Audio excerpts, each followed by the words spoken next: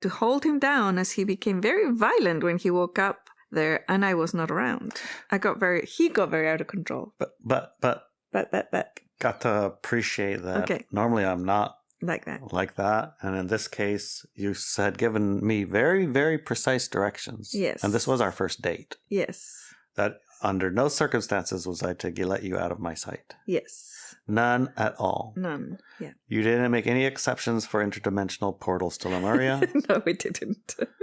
And so... that was guidance I received anyways. So I took that guidance seriously, and they didn't. Welcome to the Driving to the Rest podcast. This is Inelia. And this is Larry. Just a quick note. If you're hearing this, you're on our free feed, which means you'll only get the first part of this conversation. To access the rest, go drivingtotherest.com and subscribe to the Wisdom Keeper Hour. Join us and our expert panelists for detailed insights and the after party where you're invited to join in the conversation.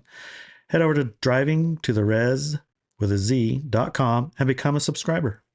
Your subscription keeps this podcast ad-free and helps us keep the lights on and maybe even get a decent cup of coffee.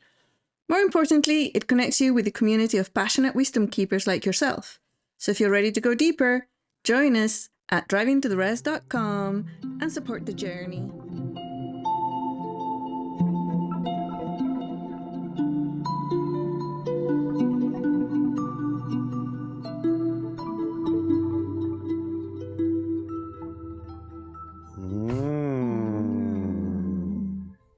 Gonna be a good one today. Welcome to another episode of Driving to the Res. With cool pictures, I think. And your favorite hosts, Larry. And Inelia. Indeed.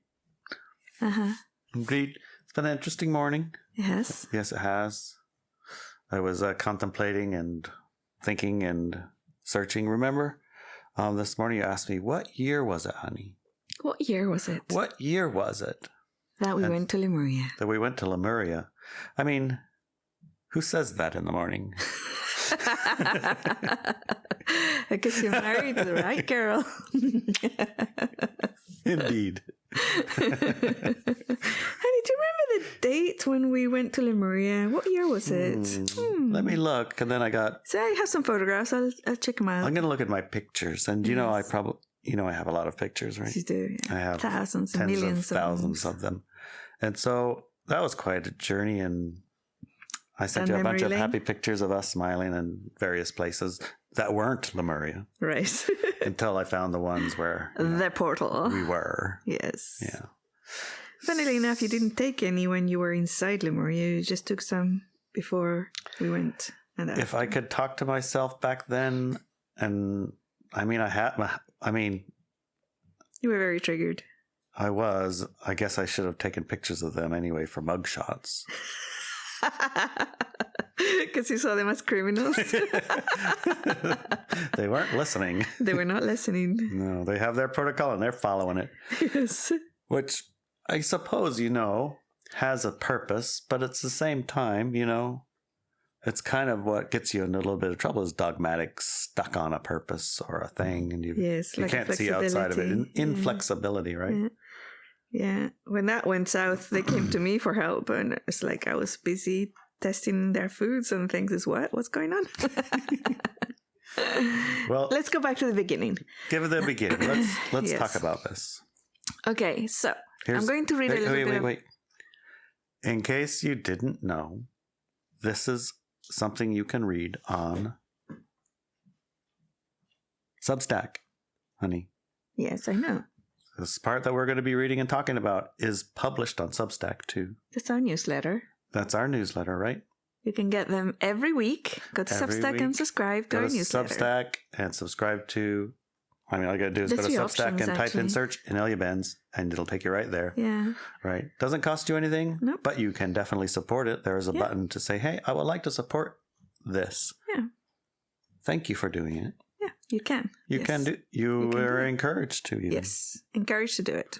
All right. So let's do a little bit of the reading. Okay. The Lemurian energy has come and gone from my life several times since 2006. 6. Yeah, I remember there was a crystal story involved. Yes, there was a crystal story involved. I didn't even know what Lemurians were before that. What a Lemurian or a Lemurian crystal was. No.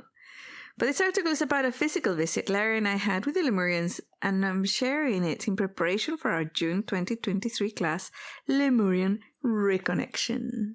Wow. So we're going to teach a class around reconnecting with the Lemurians? Yes. Okay. Me too?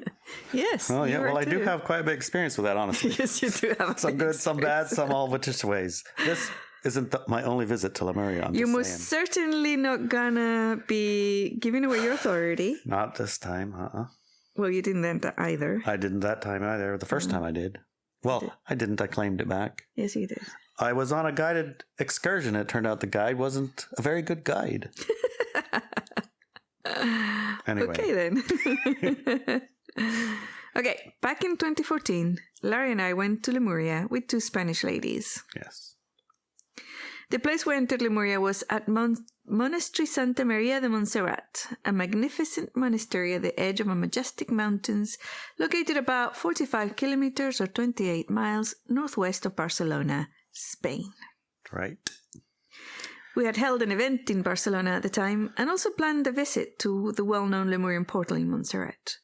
There are Lemurian portals at various locations around the planet. The monastery had been built on the old location of a large Lemurian portal, but that portal had since been closed, while they were building the monastery. What do they build the portals? Who makes those portals? Are they naturally occurring ones, or are we going to talk about that in the class? Yeah, we'll talk about that in the class. But just to give a summary, these portals are built. Okay.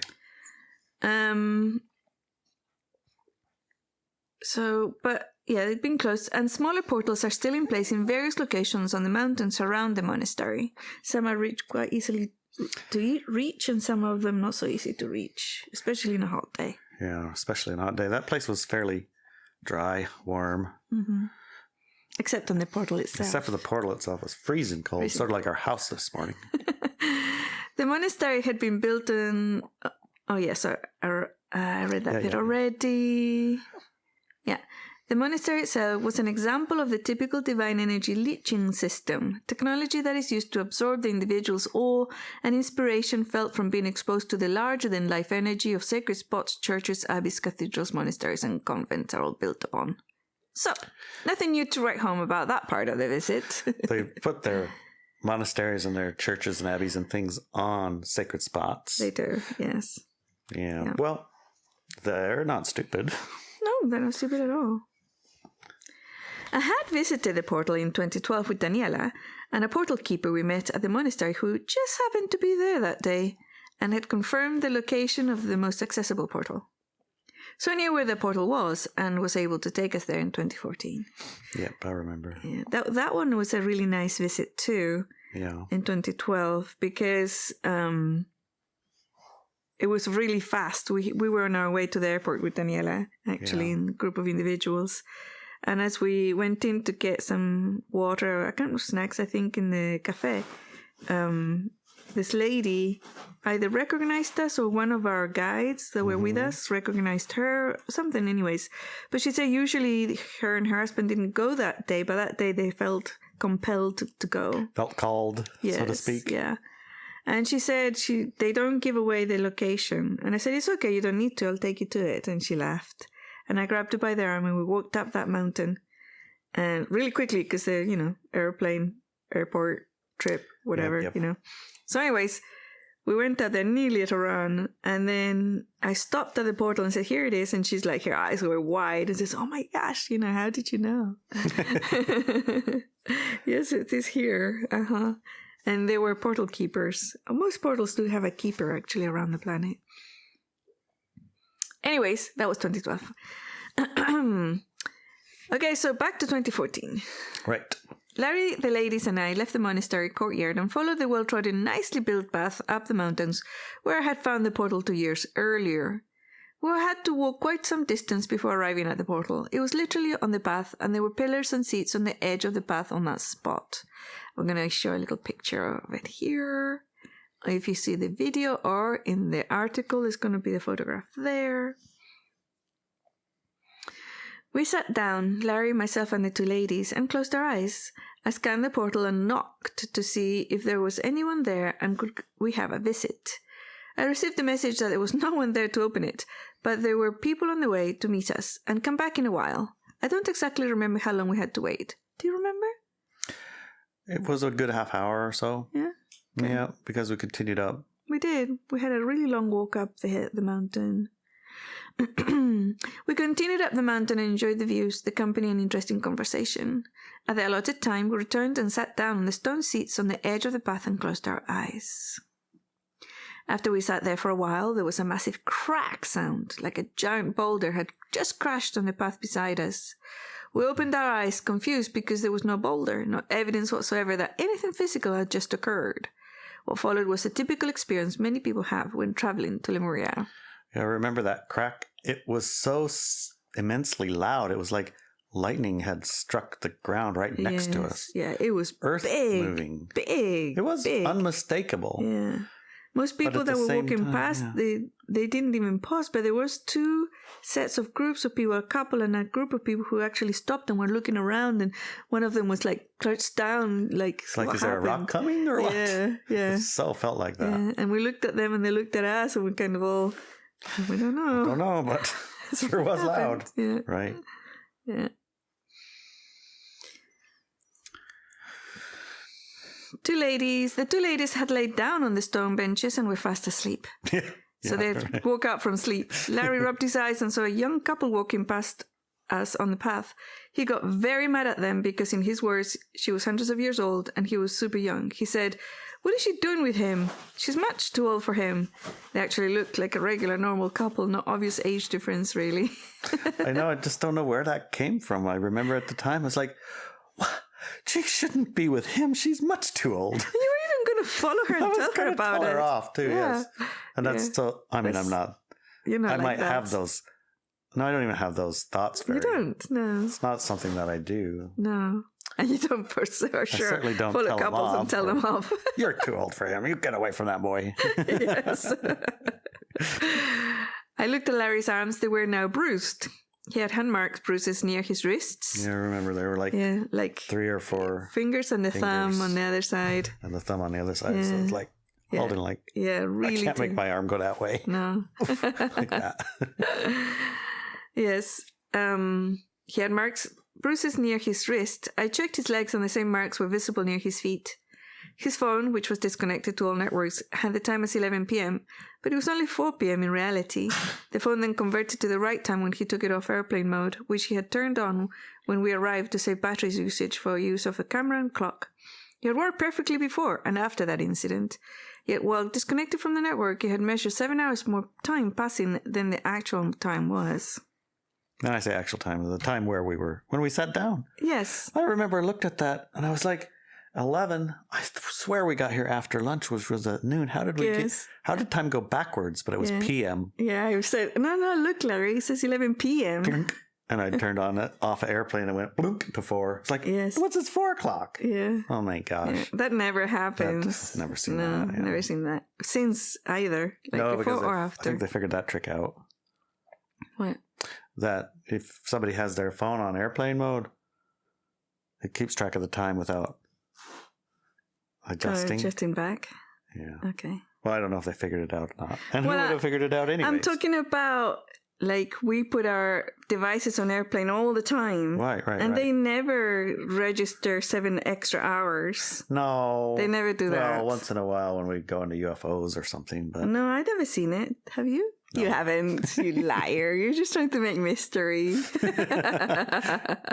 Yeah, but I definitely spent that much time or more on a UFO. Mm-hmm. Yeah. You can listen to the first hour if you want to hear what happened. Mm-hmm. The first second hour is what I mean. The first episode of Driving to the Res. First episode of Driving to the Res is first hour and second hour. Yes. Yeah, the very first episode. Where can they find that? Probably at Subscribe Star. Yes. Yeah, Subscribe Star and search Nelly Benz, just the same. And Subscribe Star has the second hour, yes. Yeah, it's on iTunes and things too. You can connect it and you can get the second hour in iTunes. Yeah. Anyway. And anywhere where's the podcast? Yes. Normal places. Yes. Anyways, 7 hours missing 7 time. hours missing time. Yes, and He I was was so so hungry. starving and thirsty. Although we had just eaten an hour earlier. Yeah. We took sandwiches, remember? And some sodas. Yeah, and that was the part with the confusion because I looked at it and it said it was 11. It's like, geez, I guess it is. I should be hungry. It's almost noon, and that's when you're hungry, of course. Everyone's hungry at noon. But you were starving. You kept saying, I'm so hungry. I'm so hungry. I'm so thirsty. We have to eat. We have to eat. Yes. So we went back down to the monastery and went to the restaurant there. And you had a ginormous plate of food. Vacuumed it up. Ate it all. I remember I didn't, actually, Spanish food didn't suit me very much, but that food was fine. I wasn't hungry at all. I couldn't even eat, or I wasn't thirsty or hungry or nothing. And the other lady, one of the other ladies was hungry too, and another one wasn't hungry at all. So 2 of you were very hungry and two of us weren't. Yeah. This all made sense after I closed my eyes and pulled up the memories of what had just happened. Our memories had been cleared of the events, but there were remnants of it. Before I said anything, one of the ladies said that she must not remember anything, as it would be too painful for her to do so. Her daily life would lose all importance, and she wouldn't be able to continue in her present life as if she did. Her words were urgent, powerful, with deep conviction. The other lady said she thought she just had a nice nap. And Larry just got angry again. Yes. And you started looking for that couple. Where are they at? They're probably eating here too. I'm going to go sit down with them. Yeah. I waited until later to tell Larry about what I remembered of the incident. We had indeed visited with the Lemurians, and yes, life on our part of the world lost all color, flavor, and meaning when I let the memories resurface. It was not easy. No, you weren't. It's like, oh, what a wonderful place this isn't. No, yes, and I couldn't eat the food. This food is not dead. Nearly as, it's not alive, it's dead. Yeah. Yeah, It's I remember we had flavorless, those conversations. dead. It was like eating paper and cardboard. Paper and cardboard with nothing. Yeah. It was horrible. You were so difficult. Oh my God, it was so hard for months later. Yeah. It was really tough. Anyways. So, forgetting is God's utilities. Yes. It's not like you're all the victim of this whole... No, we're not. You really want to enjoy your life here. Yeah, we do. And the food does taste delicious if you forget that other food. If you forget it. Although we did implement quite a few things that I'd learned about it. Yes. And the food did become more delicious.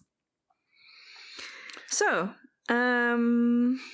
this is what I saw. Yep. As we were met at the portal, the Lemurians took us individually into their space. This was because, in their experience, when a group comes into their reality, each person can behave very, very differently, and they like to be able to gently wake them if the person chooses to do so, and deal with whatever happens in a gentle way. After the person gets their footing and deals with the experience, they are then introduced to the welcoming party. There is also food, and if wanted, the person can have a tour of technologies and other things.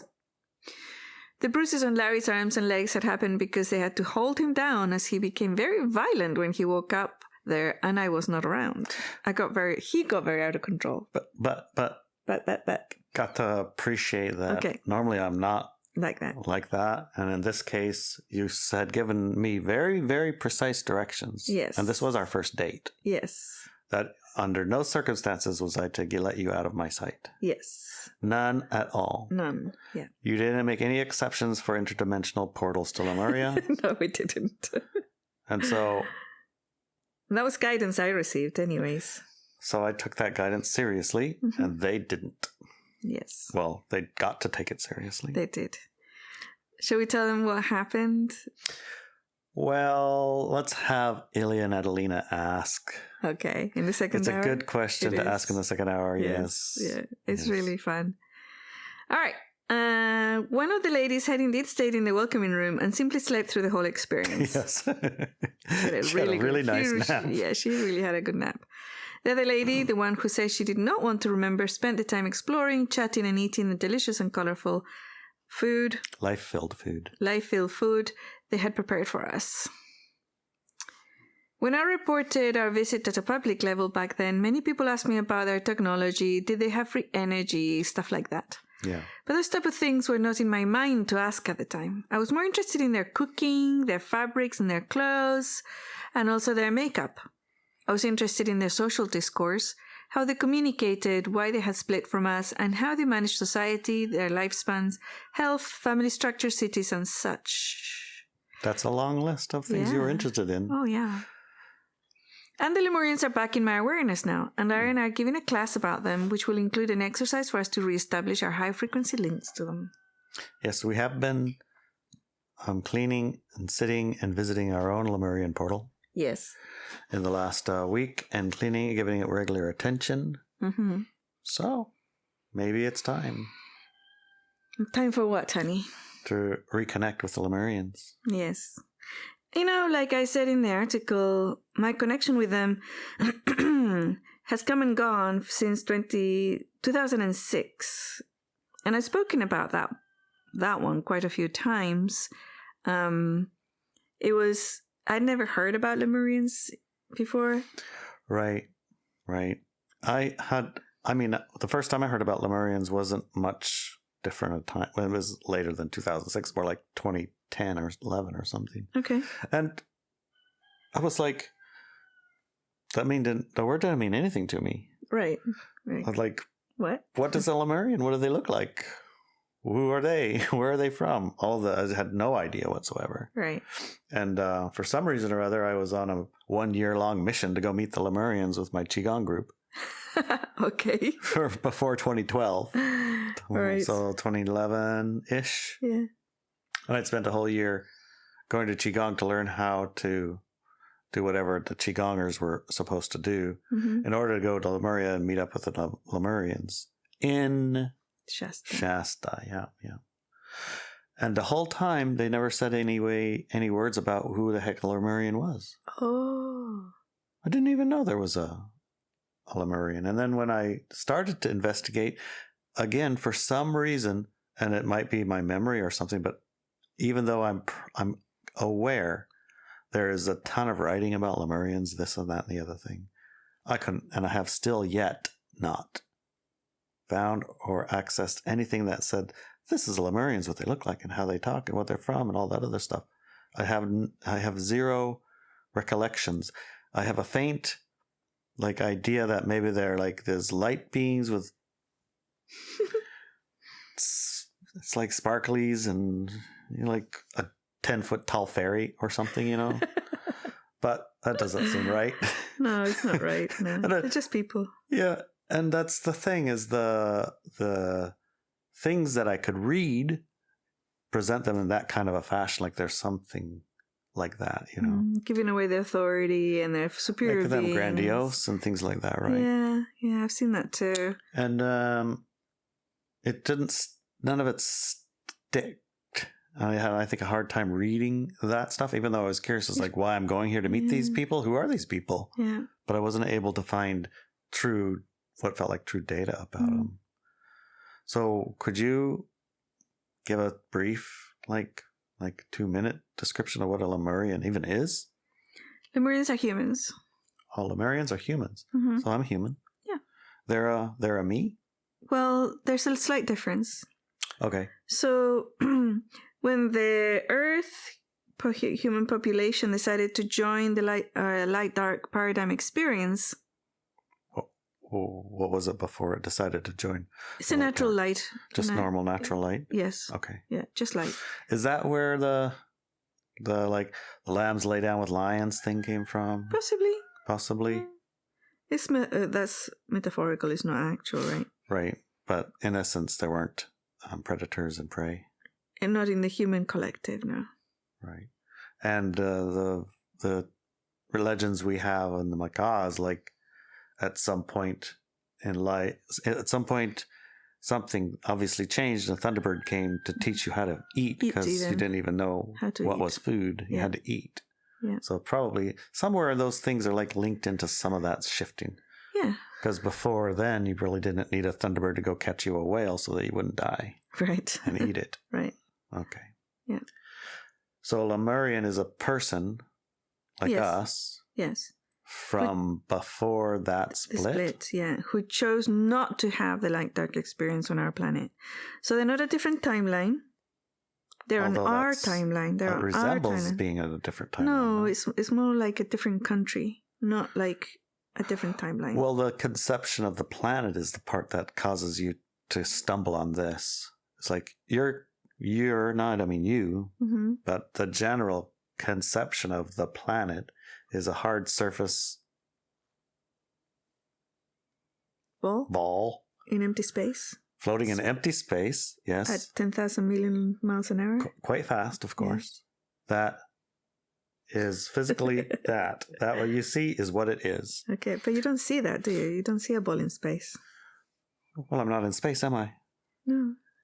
But what I see is one reality of place that my eyes tell me is this. Right. And my hands say that's this. Solid and whatever. And my feet walk along it. Mm-hmm. And if I want to get from here to there, I just can't walk on the water. I just got to go around the water and over to the other side. Right. And there's a bunch of trees in the way, and so I'll probably not even get there. Mm-hmm. That's it. Although I know there are more subtle parts to this reality that I don't see with my eyes or touch with my hands. I know that exists. Yes. Because I've also experienced that. Mm-hmm. But it doesn't mix with this one in the sense that they feel like different parts of maybe, I guess, the same thing. I guess what I'm trying to say is if a Lemurian person decided not to experience light-dark split and just stay in light, they're still here. They're just here, not here. So it's more like countries. They're not more subtle at all. No. Okay. And there is if you remember, like a reality is your interpretation of it through agreement and perception. Yep. And there is technology, and they do use technology, physical technology that's crystal based, to move their part of the earth away from our attention. Do you remember that? Or awareness. Do you remember that movie Black Panther? You didn't watch the second one. I don't remember. Oh, yes. Remember how they took their airplane or whatever, went through the tunnel? I don't remember how they got there, but they got there, and all of a sudden they were in a whole separate reality that was just as physical as this one. Well, it wasn't a separate reality. It was the same reality. That's what I'm saying. Right. They managed to get to a place that you couldn't normally drive your airplane to or drive your car or take a walk to. Mm-hmm. You had to go through a portal, I think. Yes. I think. Yeah. I can't remember it exactly, but it's a good estimation then? Yeah. Okay. Yeah. Okay, I can understand that. Yeah. So that's a Lemurian. And some people say, oh, yeah, Lemurians are super tall and white and blah, blah, blah. Well, in some part of the earth, they are. Just like we have tall white people in some parts of the earth. And some others, they're not so tall and white, They're different races. Okay. There were people from all the races who chose not to join the light-dark paradigm. So have any idea why we call them Lemurian? Because that's the name probably from the light, right? Mm. Luminous. And light, people who chose the light, Lemurian. That's what I think. That sounds right. But, it's like the ones that we met in Spain, they look like Spaniards. Spaniards just look like regular old people, honey. Yeah, they just look like regular people. There was tall ones, short ones, brown ones, white ones, blonde ones, brunettes, all sorts. Yeah? So it does give you a taste, in a sense, of what a light paradigm reality world would feel like, right? Well, it's not just would feel like, it is that. What it does feel like. There's a difference between, one of the things that I perceived, and the reason why the Lemurians told me why they had gotten in touch with me right in 2006, from 2006 onwards, was to understand something that they hadn't been able to fully understand at the beginning of the split that happened all those years ago, thousands of years ago. And then they had to learn about it, and process it and be able to live with it, and then come to terms with it, right?